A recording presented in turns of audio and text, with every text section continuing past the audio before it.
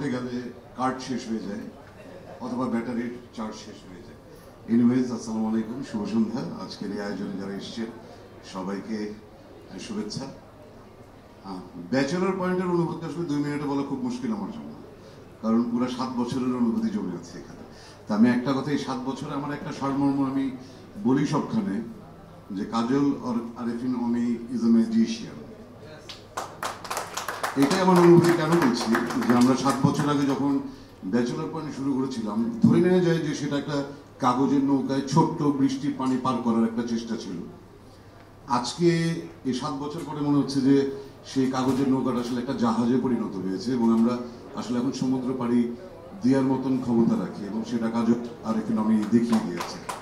আর এই 7 বছরে একটা জিনিস, আমি অনেক ছোট, আমার অনেক প্রিয়, অমির কাছে 7 বছরে একটা জিনিস শিখেছি, অ্যাটিটিউড।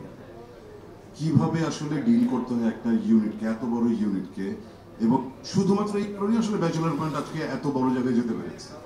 সো আমি ওই যে